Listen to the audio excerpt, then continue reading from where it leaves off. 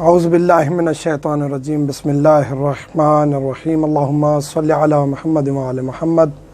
مومنین کرام، عید غدیر اکبر 18 ذی الحج سب سے بڑی عید اس لیے کہہ رہا ہوں کہ میرا نہیں، معصوم کا قول ہے۔ جب پوچھا گیا کہ یہ سب سے بڑی عید کیوں ہے حالانکہ عید الفطر، عید الاضحیٰ موجود ہیں، تو معصوم فرماتے ہیں ہاں بالکل یہ سب سے بڑی عید ہے۔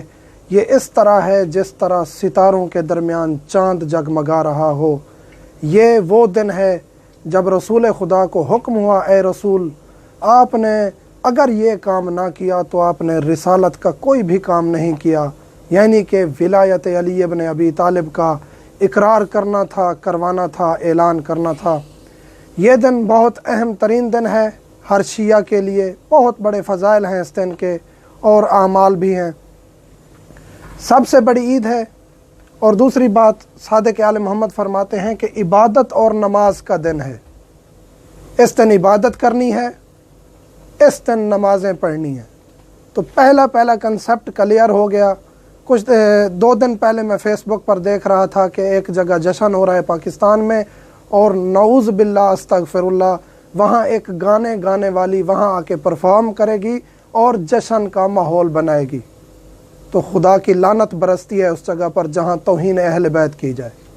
یہ وہ دن ہے جس دن علی علیہ السلام کی ولایت کا اقرار ہوا تھا، ملائکہ نے خوشی منائی تھی، شیعہ خوشی منائیں، لیکن خوشی اس طرح منائیں جس طرح آل محمد نے فرمایا ہے۔ اس دن روزہ رکھنا بہت بڑا ثواب ہے۔ 18 ذی الحج کو روزہ رکھیں، اس کا معصوم فرماتے ہیں کہ روزے کا ثواب ایسے ہے جس طرح آپ نے اپنی تمام زندگی روزے رکھے ہوں۔ اور ایک اور روایت میں ہے کہ 100 سال آپ نے جس طرح روزے رکھے ہوں اس طرح روزہ رکھنا، ایک دن روزہ رکھنے کا ثواب ہے۔ اور 100 حج و عمرے کا ثواب بھی ذکر کیا گیا ہے ایک روزہ رکھنے سے۔ تو بہت بڑی فضیلت ہے اس دن روزہ رکھنے کی، اور اسی طرح افطار کروانے کی بھی۔ جس نے ایک مومن کو افطار کیا اس کے لیے اسی طرح ہے کہ اس نے لاکھوں مومنین کو اس دن افطار کرایا، اور افطار کا ثواب بھی بہت زیادہ ہے۔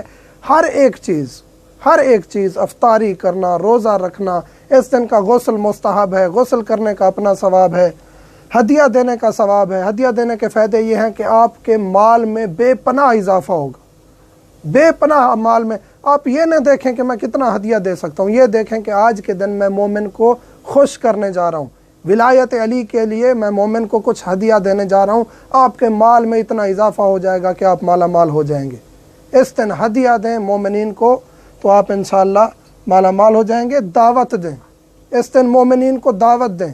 اس دن مومنین کو دعوت دینا ایسے ہے جیسے آپ نے انبیاء و صالحین کو دعوت دی ہے، یعنی نبی آپ کے دسترخوان پر آئے ہیں۔ ایک مومن جب آپ کے دسترخوان پر آئے گا 18 ذی الحج کو، اس طرح ہے کہ آپ نے تمام انبیاء کو دعوت دی ہے اور آپ کی دعوت پر انبیاء تشریف لے آئے ہیں۔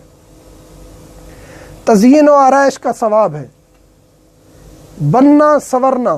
یہ وہ واحد عید ہے مومنین جس پر معصومین خود فرما رہے ہیں کہ خود تیار ہوں، بچوں کو تیار کرائیں، اس دن اچھے کپڑے پہنیں، اچھا لباس پہنیں، عطر لگائیں، بچوں کو تیار کریں، زیب و آرائش کریں۔ اس کا بہت زیادہ ثواب ہے، اس کی بہت بڑی فضیلت ہے۔ اس ایک دن آپ اچھا جب تیاری کریں گے، خود اپنے آپ کو تیار کریں، لیکن اس تیاری سے اللہ کی ذات اتنی خوش ہوگی کہ آپ کے تمام گناہ معاف کر دے گی۔ غسل کرنا مستحب ہے، غسل کرنا اس دن مستحب ہے، بہت زیادہ ثواب ہے۔ اور غسل کی نیت بھی یہ ہے کہ میں غسل کرتا ہوں غدیر کے دن کا قربتاً الی اللہ، اور غسل کریں۔ اور اس دن اہم ترین چیز ایک اور یہ ہے کہ جب آپ اس دن مومنین کو ملیں تو ایک جملہ کہیں کہ الحمدللہ اللہ تعالیٰ نے ہمیں ولائے علی پر رکھا اور باقی رکھے۔ یہ جملہ عربی میں نہیں دہرا سکتے تو اردو میں اپنی زبان میں کہیں۔ عربی میں الحمدللہ الذی جعلنا من المتمسکین بولایت علی ابن ابی طالب، یہ نہیں کہہ سکتے تو اپنی ہی زبان میں کہیں کہ الحمدللہ اللہ نے آج کے دن ہمیں اہل بیت کی ولایت علی کی ولایت پر رکھا، علی علیہ السلام کی ولایت پر رکھا اور باقی رکھے۔ زیارت کریں. اگر آپ نجف میں، الحمدللہ ہم نجف میں ہیں، زیارت کریں گے خود بھی اور مومنین کی نیابت میں بھی. جو نجف اشرف میں ہے امیر کائنات کی زیارت کرے. جو یہاں نہیں ہے وہ زیارت امین اللہ پڑھے. 18 کے دن زیارت امین اللہ پڑھے. انشاءاللہ ہم بھی یہاں مومنین کی نیابت میں زیارت کریں گے. 2 رکعت نماز ہے. 18 ذی الحج کے دن جو اہم ترین عمل ہے وہ 2 رکعت نماز ہے. اس کا ثواب 1 لاکھ حج اور 1 لاکھ عمرے کے برابر ہے. 2 رکعت نماز پڑھنی ہے فقط. زوال سے کچھ دیر پہلے، زوال سے آدھا گھنٹہ پہلے آپ نے وہ پڑھنی ہے. 1 لاکھ حج اور 1 لاکھ مقبول عمرے کا ثواب ہے. اس کا طریقہ کار یہ ہے کہ ہر رکعت میں الحمد پڑھیں گے اور اس کے بعد 1 مرتبہ الحمد کے بعد 10 مرتبہ سورہ توحید، 10 مرتبہ آیت الکرسی اور 10 مرتبہ سورہ قدر پڑھیں گے.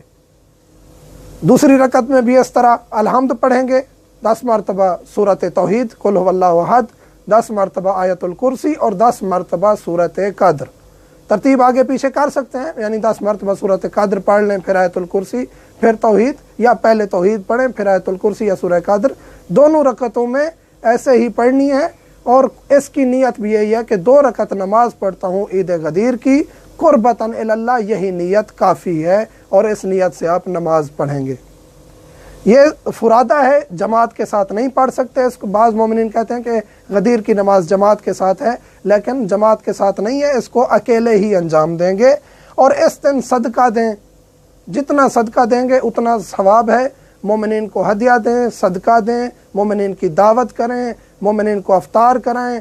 مومنین کا خیال اس عید پر بہت زیادہ رکھیں، کیونکہ جب ایک دوسرے کو ملیں گے، ولایت کا اقرار کریں گے، ہدیہ دیں گے، دعوت دیں گے، تو اللہ کی ذات بہت خوش ہوگی. اس طرح سمجھا جائے گا جس طرح آپ علی ابن ابی طالب کا ولیمہ کر رہے ہیں.